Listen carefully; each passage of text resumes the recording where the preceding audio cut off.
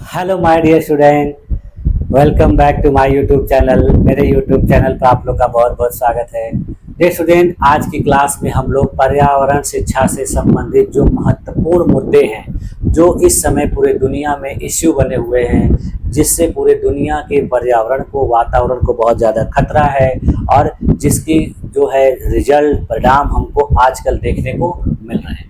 आजकल देखिए, हम लोग अभी अप्रैल के महीने में इतनी ज़्यादा गर्मी देख रहे हैं, बहुत ज़्यादा टेम्परेचर इस समय वातावरण में हो गया है। तो इन सब का कारण क्या है, ये किस वजह से ऐसा हो रहा है, ये इसके लिए जिम्मेदार कौन है, हमारी कौन कौन सी एक्टिविटी जिम्मेदार हैं, इन सारी चीज़ों को हम लोग आज की क्लास में देखेंगे। यानी हमारी गतिविधियों की वजह से कौन कौन से पर्यावरणीय समस्याएं जो है सामने आ रही हैं और जिसके वजह से जो है समस्त मानव जाति को, समस्त जीव जंतुओं को, पेड़ पौधों को बहुत ज़्यादा समस्याएं देखने को मिल रही हैं।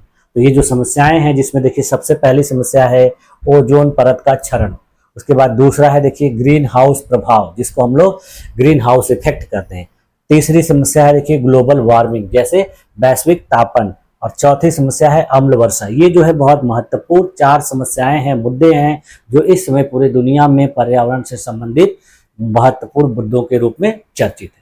इसके अलावा भी देखिए इन्हीं से संबंधित कुछ छोटे मोटे और भी चीजें हैं, जो प्रत्यक्ष रूप से तो नहीं, लेकिन इन्हीं के आधार पे वो भी है। जैसे समुद्र स्तर का जो पानी है, उसके जल स्तर में वृद्धि होना, यानी ये सब कैसे हो रहा है, इन्हीं की वजह से हो रहा है। उसके बाद फिर देखिए जो है बड़े बड़े जो ग्लेशियर हैं वो पिघल रहे हैं, तो वो भी किसी की वजह से हो रहा है, इन्हीं सभी की वजह से हो रहा है। तो चलिए आज हम इन सबको एक एक करके देखते हैं और इनके बारे में जानते हैं कि ये किस प्रकार से हो रहे हैं, इनको रोकने के लिए क्या क्या उपाय करना चाहिए, अगर उपाय नहीं किया गया तो इनका क्या घातक परिणाम देखने को मिलेगा। तो चलिए देखते हैं। हाँ देखिए, सबसे पहले हम लोग देख लेते हैं ओजोन परत के क्षरण के बारे में, यानी ओजोन लेयर डिप्लीशन। देखिए ये सारे टॉपिक जो मैं आप लोगों को करवा रहा हूँ, ये सारे टॉपिक आप लोगों के बीए के 6 सेमेस्टर के सिलेबस में भी हैं, बीएड के 4th सेमेस्टर के सिलेबस में भी हैं। इसके अलावा आप लोगों का पर्यावरण से संबंधित कोई भी एग्जाम होगा जिसमें पर्यावरण से संबंधित क्वेश्चन पूछे जाते होंगे, तो उनके लिए भी ये बहुत ही इम्पॉर्टेंट है। तो इसको आप लोगों को अच्छे तरीके से देख लेना है, समझ लेना है। तो चलिए शुरू करते हैं।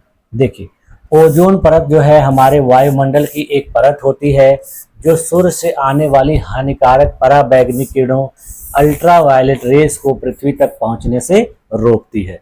ये कैसे होता है कि जब मानव जनित रसायन जैसे क्लोरोफ्लोरोकार्बन इस परत को नष्ट कर देता है, तो इसे ओजोन परत का क्षरण कहते हैं। देखिए इसको इस इमेज से देखने पर आपको अच्छे तरीके से क्लियर हो जाएगा।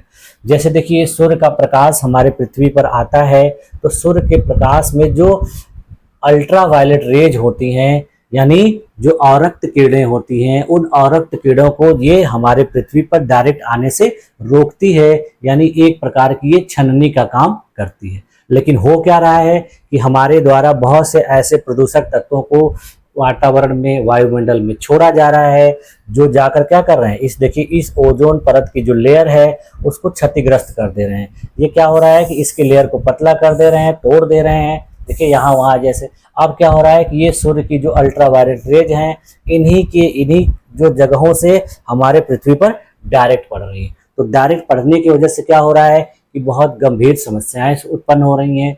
पृथ्वी का तापमान बढ़ जा रहा है और लोगों को नुकसान हो रहा है, पेड़ पौधों को नुकसान हो रहा है, जीव जंतुओं को नुकसान हो रहा है, और जो ग्लेशियर वगैरह हैं वो क्या हो रहे हैं, पिघल रहे हैं, जिससे समुद्र का जल स्तर भी बढ़ रहा है। तो ये देखिए पूरी तरह से क्या है कि यही ओजोन लेयर के डिप्लेशन का एक इमेज है। इसमें आप लोग को क्लियर दिखने पर पता चल रहा है, ठीक है। अब देखिए इसके कारण क्या है। तो कारण में देखिए क्या है कि हम लोग जो है रेफ्रिजरेटर यूज करते हैं, एसी यूज करते हैं, विभिन्न प्रकार के एरोसोल स्प्रे यूज करते हैं। तो उसमें क्या होता है कि क्लोरोफ्लोरोकार्बन होता है। यही क्लोरोफ्लोरोकार्बन जब वो वायुमंडल में रिलीज होता है, तो ये आसमान में जाता है और आसमान में जाकर ओजोन लेयर को पतला कर देता है, उसको जो है तोड़ देता है। इसके अलावा देखिए कुछ औद्योगिक गैसें भी होती हैं जो विभिन्न प्रकार की फैक्ट्रियों से निकलती हैं, उनके अलावा भी ये ओजोन लेयर क्षरण होता है। उसके अलावा जैसे जो वायुयान बहुत ऊंचाई पर उड़ते हैं, उनके वजह से भी होता है। उसमें भी बहुत सारे जो गैसीय पदार्थ निकलते हैं वो जाके वायुमंडल में ओजोन की लेयर को क्षतिग्रस्त करते हैं। तो देखिए, ओजोन को क्षतिग्रस्त करने वाली जो महत्वपूर्ण गैसें हैं जो विभिन्न प्रकार की क्रियाओं द्वारा निकलती हैं, उनको एक एक करके देख लिया जाए। देखिए, ओजोन परत को पतला या कमजोर करने वाले रासायनिक पदार्थों को ओजोन अपघटक गैसों के नाम से जाना जाता है। ये गैसें देखिए वायुमंडल की ऊपरी परत यानी स्ट्रेटोस्फीयर में पहुंचकर ओजोन अणुओं को तोड़ देती हैं। यानी जो ओजोन लेयर होती है ये हमारे क्षोभ मंडल के ऊपर वाले लेयर पे होती है, तो वहां पर जाकर ये क्या करती है, ओजोन के अणुओं में तोड़ देती है। ओजोन का जो लेयर होता है वो बहुत ज्यादा घना होता है, उसको पतला कर देते हैं। देखिए, तो ये जो मुख्य गैसें जो ओजोन परत को नुकसान पहुंचाती हैं उसमें देखिए सबसे महत्वपूर्ण है, सबसे ज्यादा हानिकारक है वो क्लोरोफ्लोरोकार्बन, CFC इसको कहा जाता है। इसका उदाहरण देखिए CFC11, CFC12। इसका उपयोग देखिए कब हम लोग क्या चीज करते हैं तो उससे निकलती है। जैसे देखिए हम लोग रेफ्रिजरेटर या फ्रिज का जो उपयोग करते हैं, AC का उपयोग करते हैं, विभिन्न प्रकार के स्प्रे का उपयोग करते हैं। इसके अलावा जो फोम बनाने वाले कंपनियां हैं वहां पर भी इसका बहुत ज़्यादा जो है निष्कासन होता है और ये पर्यावरण को नुकसान पहुंचाता है। देखिए, एक CFC अणु हजारों ओजोन अणुओं को नष्ट कर सकता है। देखिए कितना खतरनाक है कि इसका एक अणु आसमान में जाएगा और ओजोन के हजारों अणुओं को नष्ट कर सकता है। दूसरी देखिए गैस है हैलोन गैस। हैलोन गैस देखिए कहाँ पर उत्सर्जित होती है, अग्निशमन यंत्रों के द्वारा, यानी जो आग बुझाने वाले यंत्र होते हैं उनसे निकलती है। इससे नुकसान क्या होता है कि क्लोरीन और ब्रोमीन को छोड़कर ये ओजोन को नष्ट करते हैं। इसके अलावा फिर देखिए कार्बन टेट्राक्लोराइड है। इसका उपयोग देखिए कहाँ करने पर निकलता है, विभिन्न प्रकार के क्लीनिंग एजेंट और कुछ रसायनों के निर्माण में जब ये गैस निकलती है तो ये वायुमंडल में जाके ओजोन परत को नुकसान पहुंचाती है। उसके बाद फिर देखिए हाइड्रोक्लोरोफ्लोरोकार्बन होते हैं जिसको HCF कहा जाता है। ये भी CFC की तुलना में कम हानिकारक होते हैं, लेकिन फिर भी ये ओजोन परत को नुकसान पहुंचाते हैं। इसका उदाहरण देखिए HCFC22। इसके अलावा देखिए मिथाइल ब्रोमाइड है। यह भी देखिए जो कीटनाशक दवाएं होती हैं, कीटों को नियंत्रित करने के लिए इस्तेमाल की जाती हैं, उसमें से निकलती है। और इससे देखिए क्या होता है कि ब्रोमीन आधारित यौगिक होता है और जो ओजोन को तेजी से नष्ट करता है। तो इस प्रकार के देखिए ओजोन की क्षरत से क्या प्रभाव पड़ता है, विभिन्न प्रकार के त्वचा कैंसर की बीमारियां हो जाती हैं, मोतियाबिंद हो जाता है, वनस्पतियों और समुद्री जीवन को क्षति होती है, पेड़ पौधे सूखने लगते हैं, समुद्र में जो जीव जंतु रहते हैं वो मरने लगते हैं। इसके अलावा इसके देखिए कृषि उत्पादन पर भी विपरीत प्रभाव पड़ता है, फसलों का उत्पादन कम हो जाता है, फसलों की जो ऊंचाई होती है बढ़ते कम है, छोटे छोटे रह जाते हैं, तो ये सारी समस्याएं होती हैं। इसका देखिए उदाहरण, एक ज्वलंत उदाहरण क्या था, 1985 में अंटार्कटिका के ऊपर ओजोन का जो होल है वो बहुत पतला हो गया था, यानी ओजोन की लेयर बहुत पतली हो गई थी, वहां पर होल हो गया था। तो होल की वजह से देखिए वहां पर जो है ग्लेशियर बहुत तेजी से पिघलने लगा था। तो इसके लिए देखिए भारत ने भी मॉन्ट्रियल प्रोटोकॉल पर हस्ताक्षर करके क्लोरोफ्लोरोकार्बन के उपयोग को कम किया है। यानी इस ओजोन परत के क्षरण को रोकने के लिए वैश्विक स्तर पर एक प्रोटोकॉल अपनाया गया था जिसको मॉन्ट्रियल प्रोटोकॉल कहा जाता है, और अपने देश की सरकार ने भी इस पर हस्ताक्षर किए हैं और इसको कंट्रोल करने के लिए उपाय करने की बात कही है। देखिए यह जो मॉन्ट्रियल प्रोटोकॉल था 1987 ईस्वी में जो है हानिकारक गैसों के उत्पादन और उपयोग को चरणबद्ध तरीके से समाप्त करने के लिए लिया गया था, शुरू किया गया था। भारत भी इस समझौते का हिस्सा है और कई हानिकारक गैसों का उपयोग रोक चुका है। अब देखिए दूसरा है जो इशू है वो ग्लोबल ग्रीन हाउस इफेक्ट है। ग्लोबल वार्मिंग इसके बाद है, तो पहले हम लोग ग्रीन हाउस इफेक्ट को देख लेते हैं। तो देखिए जब सूर्य से आने वाली उष्मा पृथ्वी की सतह से परावर्तित होकर वापस अंतरिक्ष में नहीं जा पाती है और ग्रीन हाउस गैसें जैसे carbon dioxide, methane, nitrous oxide के कारण वातावरण में फंस जाती है, तो इस प्रक्रिया को ग्रीन हाउस प्रभाव कहा जाता है। यानी सूर्य से आने वाली जो उष्मा होती है वो हमारे पृथ्वी से टकराकर फिर वापस जाती है, लेकिन ये वापस पूरी तरह से नहीं जा पाती। इसको बीच में ऊपर कुछ गैसें होती हैं जैसे कार्बन डाइऑक्साइड, मीथेन और नाइट्रस ऑक्साइड, ये उसको वायुमंडल के उस पार नहीं जाने देती, वहीं पर रोक लेती हैं। तो ये क्या होता है कि ये ऊष्मा फिर से वापस पृथ्वी पर लौट आती है, जिससे पृथ्वी का तापमान बढ़ जाता है। देखिए, तो ये ग्रीन हाउस प्रभाव दो तरीके से होता है, एक प्राकृतिक ग्रीन हाउस प्रभाव और दूसरा मानव जनित ग्रीन हाउस प्रभाव। जो प्राकृतिक ग्रीन हाउस प्रभाव देखिए, यह आवश्यक है क्योंकि यह पृथ्वी के तापमान को जीवन के अनुकूल बनाए रखता है, यानी औसतन 15 डिग्री सेंटीग्रेड। यानी प्राकृतिक रूप से जो ग्रीन हाउस प्रभाव होता है वो सही है, जरूरी है, लेकिन जब इसमें मनुष्य के वजह से, मानवीय गतिविधियों की वजह से समस्या हो जाती है, तब जाके हानिकारक हो जाता है। देखिए, मानव जनित ग्रीन हाउस प्रभाव, औद्योगिक क्रांति के बाद जीवाश्म ईंधनों के अधिक उपयोग और वनों की कटाई के कारण ग्रीन हाउस गैसों की मात्रा बढ़ गई है, जिससे अधिक ऊष्मा वायुमंडल में फंस जाती है। यानी जब से औद्योगिक विकास हुआ पूरे दुनिया में, तब से लोगों ने बहुत ज़्यादा जीवाश्म ईंधनों का उपयोग करना शुरू कर दिया, वनों की कटाई करनी शुरू कर दी, जिससे क्या हो गया कि वायुमंडल में ग्रीन हाउस गैसों की मात्रा में वृद्धि हो गई। और फिर इसके बाद ये लोग जो वायुमंडल में ऊष्मा रिलीज होती थी उसको ऊपर जाने से रोकने लगे। अब देखिए कैसे होता है ग्रीन हाउस प्रभाव, इसको देख लेते हैं, इसका पूरा प्रक्रिया। तो देखिए, सबसे पहले क्या होता है कि सूर्य की किरणें पृथ्वी पर पहुंचती हैं, फिर पृथ्वी सूर्य की किरणों को अवशोषित कर लेती है और कुछ ऊर्जा इंफ्रारेड तरंगों के रूप में वापस अंतरिक्ष में छोड़ देती है। यानी कुछ जो ऊर्जा होती है वो पृथ्वी अवशोषित कर लेती है, उपयोग कर लेती है, बाकी जो एक्स्ट्रा होती है इंफ्रारेड रे के रूप में उसको परावर्तित कर देती है, वापस भेज देती है। लेकिन इसके वापस भेजने के बावजूद भी जो वातावरण में मौजूद गैसें होती हैं, जैसे carbon dioxide, methane, nitrous oxide, वाष्पित जल, ये लोग क्या करते हैं कि इस इंफ्रारेड किरण को रोक लेते हैं और फिर इनको पृथ्वी की ओर वापस भेज देते हैं, यानी जाने नहीं देते हैं, अवरोधक के रूप में कार्य करते हैं। तो इससे क्या होता है कि पृथ्वी की सतह गर्म हो जाती है और इसी को कहा जाता है ग्रीन हाउस प्रभाव। देखिए, इसको इस तरीके से हम लोग इमेज में देख सकते हैं। देखिए यहाँ क्या हो रहा है कि सूर्य का प्रकाश से जो ऊष्मा आ रही है वो पृथ्वी पर देखिए आ रही है, पृथ्वी इस ऊष्मा को अवशोषित कर ले रही है और बाकी जो बची हुई इंफ्रारेड के रूप में ऊष्मा है उसको क्या कर दे रही है, परावर्तित कर दे रही है। लेकिन क्या हो रहा है कि जब बहुत ज़्यादा ग्रीन हाउस गैसों का वातावरण में रिलीज कर दिया जाएगा तो ये देखिए पृथ्वी इसको वापस भेजेगी, तो फिर टकरा के पृथ्वी पर ही आ जाएंगी। ये चीज़ें देखिए फिर से पृथ्वी पर वापस आ जा रही है, यानी इसके पृथ्वी के वायुमंडल से बाहर नहीं जा पा रही है। तो इससे क्या हो जाएगा कि पृथ्वी का जो तापमान है वो बढ़ जाएगा। ठीक है, तो यही देखिए ये गैसें जो हैं चारों तरफ एक आवरण के रूप में पृथ्वी को घेर के रखी हैं। तो इससे क्या होगा कि ये जो सूर्य की किरणें हैं ये आ तो जाएंगी लेकिन वापस नहीं जा पाते, तो इससे जो है बहुत समस्या होती है। देखिए जो प्रमुख ग्रीन हाउस गैसें हैं उसमें सबसे पहला देखिए है कार्बन डाइऑक्साइड।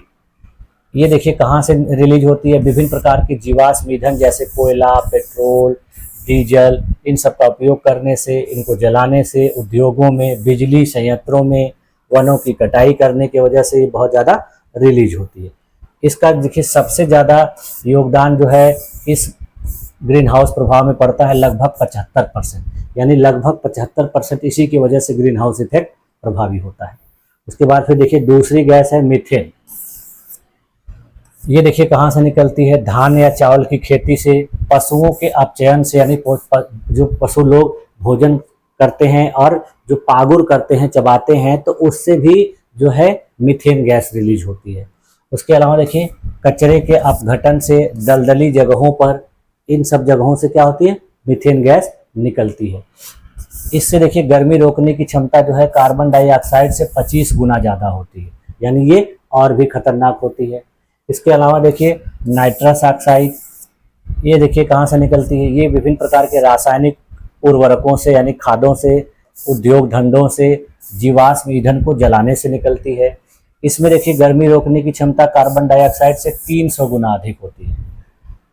इसके अलावा फिर देखिए फ्लोरोफ्लोरोकार्बन है, इसमें देखिए HCFC, PFC, CFC, कई प्रकार के इसके जो कण होते हैं उसमें देखिए कहाँ से निकलते हैं, रेफ्रिजरेटर से निकलते हैं, एयर कंडीशनर से निकलते हैं, एरोसोल से निकलते हैं, क्लीनिंग एजेंट से निकलते हैं, यानी विभिन्न प्रकार की साफ सफाई करने वाले जो इंस्ट्रूमेंट होते हैं उनसे निकलते हैं।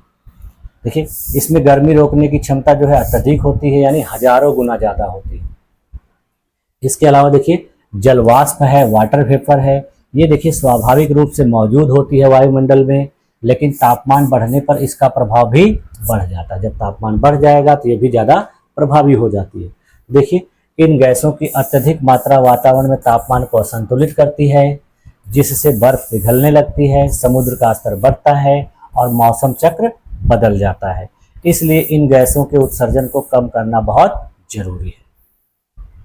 इसके उदाहरण देख लीजिए।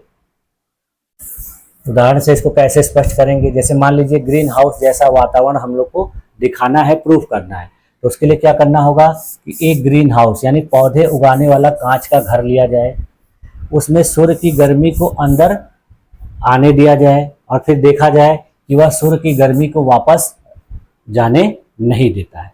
तो इससे क्या प्रभावित हो रहा है कि पृथ्वी का वायुमंडल भी इसी प्रकार से गर्मी को रोकता है और आसमान में ऊपर नहीं जाने देता। इसके अलावा देखिए दूसरा उदाहरण है कारों का कांच। गर्मियों में देखिए कांच जो है गर्मी को अंदर आने देता है लेकिन बाहर निकलने नहीं देता। क्यों? क्योंकि कार का अंदरूनी हिस्सा बहुत गर्म हो जाता है और फिर कार में बहुत ज़्यादा गर्मी लगती है। अब देखिए मानव गतिविधियों से जो ग्रीन हाउस प्रभाव जो है वो बढ़ रहा है। कैसे बढ़ रहा है कि विभिन्न प्रकार का जीवाश्म ईंधन उपयोग किया जाता है, कोयला, पेट्रोल, डीजल, इसको जलाने से कार्बन डाइऑक्साइड की मात्रा बढ़ती है। उसके अलावा देखिए खेती बाड़ी और मवेशियों के द्वारा मीथेन निकलती है। जंगलों की कटाई से कार्बन डाइऑक्साइड का अवशोषण कम होता है। तो इन सारे समस्याओं की वजह से ग्रीन हाउस प्रभाव बहुत ज़्यादा बढ़ जाता है। इसका देखिए परिणाम क्या होता है, इससे ग्लोबल वार्मिंग की समस्या शुरू हो जाती है, पृथ्वी का तापमान बढ़ जाता है, जो है ग्लेशियर पिघलने लगते हैं, ध्रुवों की जो बर्फ है वो बहुत तेज़ी से पिघल रही है, समुद्र का जल स्तर बढ़ जा रहा है, निचले इलाकों में बाढ़ का खतरा बढ़ जा रहा है और जो ऐसे स्थान हैं जो बहुत ज़्यादा ऊंचाई पर नहीं हैं वो डूब रहे हैं। मौसम में बदलाव हो रहा है, कहीं सूखा हो रहा है तो कहीं बहुत ज़्यादा बारिश हो रही है, तूफान आ रहे हैं और इसकी वजह से इतनी सारी समस्याएं देखने को मिल रही है। अब देखिए अगला जो है इश्यू वो है वैश्विक उष्मीकरण यानी वैश्विक तापन, ग्लोबल वार्मिंग। ये देखिए क्या है, ये भी देखिए ऊपर के जो हम लोगों ने इश्यूज पढ़े हैं उन्हीं के प्रभाव की वजह से ये तीसरा भी होता है। देखिए ग्लोबल वार्मिंग का मतलब है पृथ्वी के औसत तापमान में लगातार बढ़ोतरी होना। ये होता कैसे है? ग्रीन हाउस गैसों के अत्यधिक उत्सर्जन के कारण होता है जो वातावरण में गर्मी को फंसा देती है। देखिए ग्लोबल वार्मिंग कैसे होती है, विभिन्न प्रकार के जैसे देखिए कोयला, पेट्रोल, डीजल जैसे जीवाश्म ईंधन को जब जलाया जाता है तो कार्बन डाइऑक्साइड और ग्रीन हाउस गैसें वातावरण में फैलती हैं। ये वातावरण के देखिए गर्मी को रोक लेती हैं, जिससे पृथ्वी का तापमान बढ़ने लगता है और यह तापमान वृद्धि धीरे धीरे पूरे पृथ्वी के जलवायु तंत्र को प्रभावित करती है और इसी प्रक्रिया को ग्लोबल वार्मिंग कहा जाता है। इसका उदाहरण देखिए क्या है कि हिमालय की ग्लेशियरें पिघल रही हैं, जिससे नदियों में पानी का बहाव अनियमित हो रहा है। आप लोग देखते होंगे कि भारत के कुछ हिस्सों में बहुत ज़्यादा नदियों में पानी आता है, जिसकी वजह से वहाँ बाढ़ आती है और बहुत सारा जान माल का नुकसान होता है। इसके अलावा फिर देखिए गर्मी की लहरें अब पहले से ज़्यादा बार और ज़्यादा तीव्र हो रही हैं, यानी गर्मी देखिए बहुत ज़्यादा बढ़ रही है और दोपहर के समय में बहुत गर्म हवाएं चलती हैं, जिससे शारीरिक नुकसान होते हैं, मनुष्य को विभिन्न प्रकार की बीमारियां हो जाती हैं। इससे देखिए इंसानों और जानवरों की जान भी खतरे में पड़ जाती है। इसका कृषि पर भी असर होता है। अत्यधिक गर्मी और बारिश के पैटर्न में बदलाव से जो फसलें हैं वो नुकसान हो जाती हैं, बहुत ज़्यादा प्रभावित होती हैं। इसके अलावा फिर देखिए समुद्र का जल स्तर बढ़ जाता है, जैसे बर्फ पिघलती है समुद्र का जल स्तर बढ़ता है और तटीय इलाकों में बाढ़ का खतरा हो जाता है। ग्लोबल वार्मिंग का देखिए कारण क्या है, तो कारों, फैक्ट्रियों और बिजली घरों से निकलने वाला धुआं, कोयला, तेल और गैस का अत्यधिक उपयोग, वनों की अंधाधुंध कटाई, कृषि और मवेशी पालन से निकलने वाली गैसें, प्लास्टिक पदार्थों को जलाना और कचरा प्रबंधन की खराब व्यवस्था। तो इतनी सारी जो है ग्लोबल वार्मिंग के कारणों में गिनी जाती है। अब देखिए ग्लोबल वार्मिंग का प्रभाव क्या होता है, इसका इम्पैक्ट क्या होता है। इससे देखिए जलवायु परिवर्तन होता है, इससे सूखा और बाढ़ की समस्या आती है, इससे ग्लेशियर पिघलने लगते हैं, जैसे गंगा और ब्रह्मपुत्र के जो स्रोत हैं वो प्रभावित होते हैं, समुद्र स्तर में वृद्धि होती है, बंगाल और मुंबई जैसे तटीय शहरों पर बहुत ज़्यादा खतरा बढ़ जाता है, इससे अत्यधिक गर्मी होती है, बाढ़ और सूखा जैसी आपदाएं आती हैं, जैव विविधता में कमी आती है, पशु पक्षियों की जो प्रजातियां हैं वो कम होने लगती हैं और मानव स्वास्थ्य पर इसका असर होता है। इसकी वजह से विभिन्न प्रकार की बीमारियां होती हैं और बहुत ज़्यादा गर्मी की मार झेलनी पड़ती है। अब देखिए इसके लिए हम क्या कर सकते हैं, हमको क्या करना चाहिए। तो ज़्यादा से ज़्यादा पेड़ लगाने चाहिए, सार्वजनिक परिवहन का उपयोग करना चाहिए। यानी आजकल देखिए क्या होता है कि जो अमीर लोग होते हैं वो बहुत ज़्यादा पर्सनल गाड़ियों का उपयोग करते हैं, यानी एक गाड़ी में एक व्यक्ति बैठ के जाता है और जिसकी वजह से उस गाड़ी से जितना भी धुआं प्रदूषण निकलता है वो वातावरण को नुकसान पहुंचाता है। इसमें कहा जा रहा है कि सार्वजनिक परिवहन का उपयोग करें, यानी एक साथ कई लोग जाएं, या फिर सरकार के द्वारा जो चलाई गई रेलगाड़ी है, बस है, उसका उपयोग करें। उसमें क्या होगा कि गाड़ियों की संख्या कम हो जाएगी तो धुआं कम निकलेगा, वातावरण को प्रदूषित कम होना पड़ेगा। इसके अलावा देखिए ऊर्जा की बचत करनी चाहिए, रिसाइकलिंग अपनाना चाहिए, नवीकरणीय ऊर्जा स्रोतों का उपयोग करना चाहिए, जैसे सोलर का, वायु ऊर्जा का, इन सब का उपयोग करना चाहिए। ज़्यादातर जो है खनिज पदार्थों को उपयोग नहीं करना चाहिए, खनिज तेलों का उपयोग नहीं करना चाहिए। ओजोन परत क्षरण, ग्रीन हाउस प्रभाव और वैश्विक उष्मीकरण, ये देखिए तीनों एक दूसरे से जुड़े हुए हैं और पृथ्वी के पर्यावरण संतुलन को ये बिगाड़ रहे हैं या खराब कर रहे हैं। हमें पर्यावरण संरक्षण के लिए वैकल्पिक ऊर्जा स्रोत अपनाने चाहिए, वृक्षारोपण बढ़ाना चाहिए और ग्रीन हाउस गैसों के उत्सर्जन को कम करने की दिशा में मिलकर काम करना चाहिए। यानी ये जो ग्रीन हाउस प्रभाव और ओजोन परत का क्षरण है, ये दोनों ही मिलकर वैश्विक उष्मीकरण या वैश्विक तापन को बढ़ा रहे हैं। तो अभी हम लोगों को इन सब चीज़ों पे कंट्रोल करना है। तो क्या करना होगा कि जो है गाड़ियाँ वगैरह जो हैं वो बहुत कम उपयोग की जाए, या फिर गाड़ियाँ ऐसे चलाई जाएँ जो इलेक्ट्रिक से चलने वाली हों, या फिर जिसमें प्राकृतिक गैस जैसे हाइड्रोजन, सीएनजी वगैरह का उपयोग किया जाए। इससे क्या होगा, प्रदूषण कम होगा। उसके अलावा देखिए लोगों को पेड़ पौधे ज़्यादा लगाने चाहिए। तो ये सारे काम करके हम इन सारी समस्याओं को रोक सकते हैं, कम कर सकते हैं। अब देखिए अगला जो इशू है वो अम्ल वर्षा यानी एसिड रेन। ये देखिए क्या होता है, ये भी देखिए एक पर्यावरणीय समस्या है।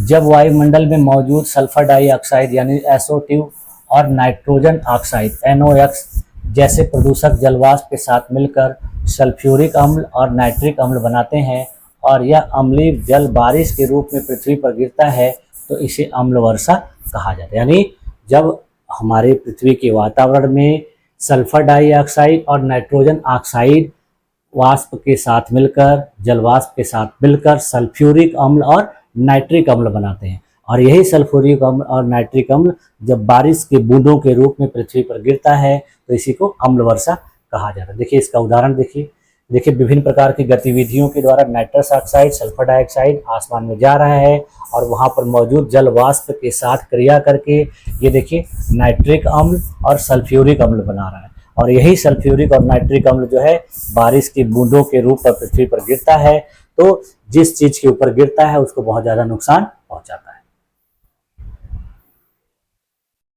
अब देखिए अम्ल वर्षा का कारण, इसके क्या कारण है।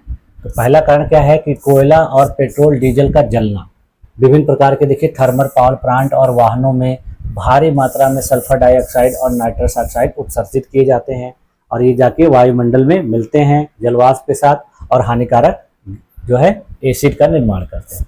कारखानों से निकलने वाला धुआं, इस धुएं में देखिए मौजूद जो गैसें होती हैं बादल में जाकर अम्लीय योग बनाती हैं। इसके अलावा देखिए ज्वालामुखी और प्राकृतिक स्रोतों की वजह से भी ऐसा होता है। कभी कभी प्राकृतिक स्रोतों से भी सल्फर गैसें निकलती हैं और वे वायुमंडल में जाकर जलवाष्प से क्रिया करके जो है अम्लों का निर्माण करती है। अम्ल वर्षा का देखिए प्रभाव क्या होता है, इससे मिट्टी की गुणवत्ता में गिरावट आती है, पोषक तत्व समाप्त हो जाते हैं, फसल उत्पादन कम हो जाता है। इसके अलावा देखिए पानी के स्रोतों का अम्लीकरण हो जाता है, यानी झीलों नदियों का जो pH मान होता है वो कम हो जाता है, जिससे जलीय जीवन नष्ट हो जाता है, विभिन्न प्रकार के जो जलीय जीव हैं वो मरने लगते हैं। इससे देखिए इमारतों और स्मारकों को भी नुकसान पहुंचता है। संगमरमर और चूना पत्थर से जो बनी इमारतें होती हैं वो घुलने लगती हैं, उनमें पीलापन आने लगता है। इसका उदाहरण देखिए अपने देश में ताजमहल है जिसका सफ़ेद रंग धीरे धीरे पीला पड़ रहा है, यानी यह अम्ल वर्षा का प्रमुख उदाहरण है अपने देश में। इसके अलावा देखिए इससे मानव स्वास्थ्य पर भी प्रभाव पड़ता है, सांस की बीमारियां होने लगती हैं, अस्थमा या ब्रोंकाइटिस जैसी समस्याएं मनुष्य में भी होने लगती हैं। अब देखिए भारत में अम्ल वर्षा का उदाहरण, अभी मैंने आप लोग को बताया कि अपने देश में अम्ल वर्षा का उदाहरण सबसे बड़ा जो है वो ताजमहल है जो आगरा उत्तर प्रदेश में स्थित है। इसमें देखिए क्या है कि नज़दीक के जो उद्योग हैं और वहाँ पर जो गाड़ियाँ चलती हैं उनसे निकलने वाली जो गैस है वो ताजमहल की संगमरमर पर अम्ल वर्षा के रूप में होती है, जिससे इसका रंग पीला पड़ता जा रहा है। यानी वहाँ पर जो उद्योग धंधे हैं, जो गाड़ियाँ चलती हैं, तो उनसे ये जो गैसें निकलती हैं ये आसमान में जलवाष्प के साथ प्रतिक्रिया करके अम्लों का निर्माण करती हैं और ये अम्ल उसी पर गिरता है, क्योंकि ये पूरी तरह से संगमरमर का बना हुआ है, तो जिससे इसको ज़्यादा नुकसान होता है। इसके अलावा देखिए दिल्ली और मुंबई जैसे बड़े शहरों में बहुत ज़्यादा ट्रैफिक होता है, उद्योग धंधे होते हैं, जिसके कारण वहाँ में सल्फर डाइऑक्साइड और नाइट्रस ऑक्साइड की मात्रा अधिक होने से अम्ल वर्षा की संभावना बढ़ती है। उसके अलावा फिर देखिए छत्तीसगढ़ और झारखंड में वहाँ पर कोयला आधारित बिजली संयंत्र हैं, जिसके कारण वायु प्रदूषित होती है और अम्ल वर्षा का खतरा बढ़ जाता है। अब देखिए अम्ल वर्षा को रोकने के क्या उपाय किए जा सकते हैं। तो पहला देखिए क्या है कि सल्फर और नाइट्रोजन गैसों के उत्सर्जन को कम करना होगा, स्वच्छ ऊर्जा स्रोतों का उपयोग करना होगा, जिसमें देखिए सौर ऊर्जा और पवन ऊर्जा बहुत ही बेहतर विकल्प हो सकते हैं। इसके अलावा देखिए वाहनों में प्रदूषण नियंत्रण उपकरण लगाने होंगे, जिससे क्या होगा कि प्रदूषण कम होगा। ज़्यादा से ज़्यादा पेड़ लगाने चाहिए, जिससे हरियाली बढ़े और इन गैसों का उत्सर्जन कम हो।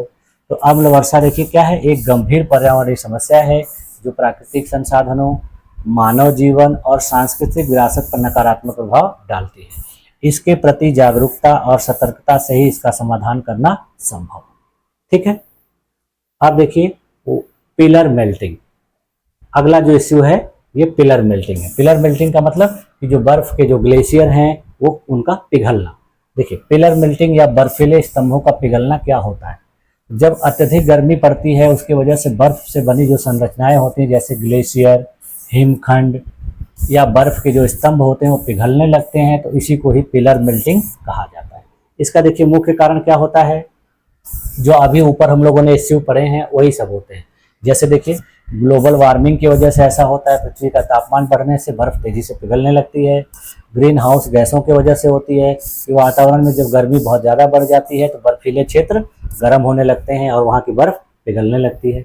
उसके अलावा देखिए कुछ मानवीय गतिविधियाँ भी हैं, जैसे जंगलों की कटाई, उद्योगों से निकलने वाला प्रदूषण, कोयला, तेल इत्यादि जैव ईंधनों का उपयोग करना। इसका उदाहरण देखिए क्या है कि अपने देश में हिमालय के ग्लेशियरों का तेजी से पिघलना, जैसे गंगोत्री ग्लेशियर हर साल कुछ मीटर पीछे हट रहा है, यानी पिघलता चला जा रहा है। इसके अलावा फिर देखिए अंटार्कटिका के जो बर्फीले स्तंभ हैं, आइस शेल्फ हैं और आइसबर्ग हैं, उनका टूटना और पिघलना, जैसे लार्सन की आइस शेल्फ जो है वो टूटकर गिर रही है। इसके अलावा देखिए लद्दाख या स्पीति घाटी में भी बर्फ से बनाए गए आइस स्तूप जो हैं गर्मी में पिघल जाते हैं और जिसके वजह से नुकसान होता है, नदियों का जलस्तर बढ़ जाता है, बाढ़ की समस्याएं देखी जाती है। इसका परिणाम देखिए क्या होता है, समुद्र का जलस्तर बढ़ जाता है, बाढ़ का खतरा शुरू होता है, पेयजल स्रोतों पर भी असर होता है जो ग्लेशियरों से आते हैं। इसके अलावा देखिए स्थानीय पारिस्थितिकी तंत्र भी खराब हो जाता है, बिगड़ जाता है। अब देखिए अगला जो इश्यू है, समुद्र स्तर के जल में वृद्धि यानी राइज ऑफ सी लेवल। इससे देखिए क्या होता है, ये भी देखिए ऊपर के जो इश्यू हम लोगों ने पढ़े हैं उसी की वजह से होता है। यानी समुद्र स्तर में वृद्धि का मतलब है कि समुद्रों का जो औसत जल स्तर है धीरे धीरे बढ़ रहा है और यह गंभीर पर्यावरणीय समस्या है जो मुख्य रूप से ग्लोबल वार्मिंग के कारण हो रही है। देखिए जितने भी इश्यू हम लोगों ने पढ़ा अभी सब एक दूसरे से रिलेटेड है, एक दूसरे से लिंक है, यानी एक की वजह से दूसरा हो रहा है। तो देखिए समुद्र का जो जल स्तर बढ़ने का मुख्य कारण क्या है कि ग्लेशियर और ध्रुवीय बर्फ का पिघलना। जैसे जैसे ग्लोबल वार्मिंग बढ़ रही है, जैसे जैसे ग्रीन हाउस इफेक्ट बढ़ रहा है, उसकी वजह से जो विभिन्न प्रकार के बर्फीले स्थान है जैसे हिमालय, अंटार्कटिका या आर्कटिक की बर्फ जो है वो पिघल रही है, पिघल के पानी समुद्र में आ रहा है, जिसकी वजह से समुद्र का जल स्तर ऊंचा हो रहा है। उसके अलावा फिर देखिए थर्मल एक्सपेंशन की वजह से हो रहा है। जब समुद्र का पानी गर्म होता है तो वह फैलता है और यह फैलने के बाद जल स्तर को बढ़ा देता है। उसके अलावा फिर देखिए ग्लोबल वार्मिंग और ग्रीन हाउस गैसें हैं। मानव गतिविधियों से वातावरण गर्म हो जाता है, जिससे ऊपर के दोनों कारण तेजी से हो रहे हैं। अब देखिए समुद्र का जो यह स्तर बढ़ रहा है, इससे क्या प्रभाव हो रहा है, effects of sea level rise.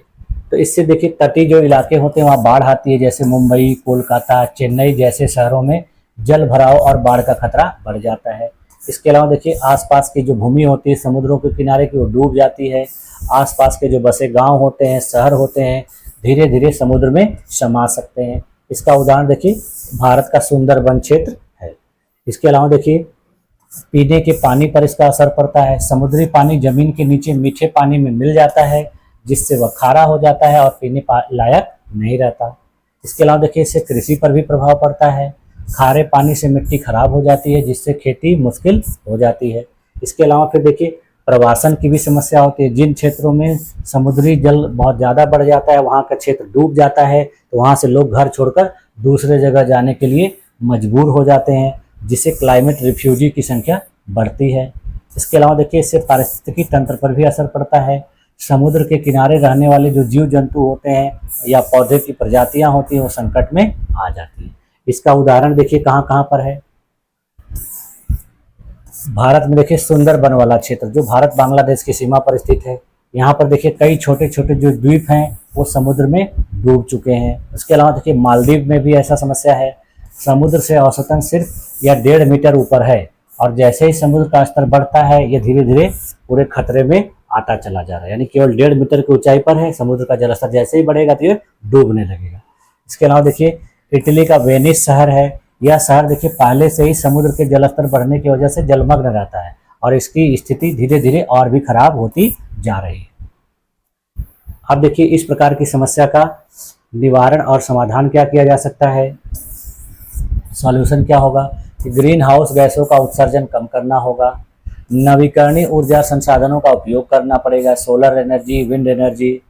तटीय क्षेत्रों की रक्षा के लिए बांध और मैंग्रोव वृक्ष लगाने पड़ेंगे, यानी मैंग्रोव वन लगाने पड़ेंगे और वहां पर बांध लगाना पड़ेगा, बांध बनाना पड़ेगा, जिससे समुद्र का पानी ऊपरी क्षेत्रों में न जाए।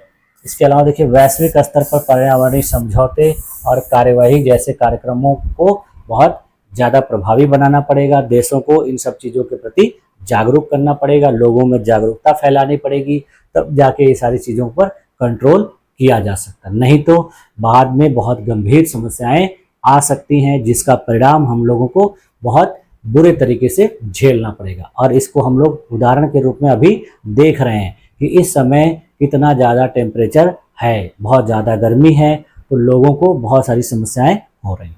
ठीक है, तो इस प्रकार से देखिए आज की क्लास में हम लोग यहीं तक रखते हैं। तो आज की क्लास में देखिए हम लोगों ने कुछ महत्वपूर्ण पर्यावरणीय जो इश्यू हैं, मुद्दे हैं, जो इस समय संकट का कारण है, इनके बारे में अध्ययन किया। और इसमें मैंने आप लोगों को विभिन्न प्रकार के उदाहरणों के माध्यम से अच्छे तरीके से समझाने का प्रयास अपने स्तर से किया, और मुझे पूरी उम्मीद है कि आप लोगों को ये सारी चीज़ें समझ में भी आई होंगी।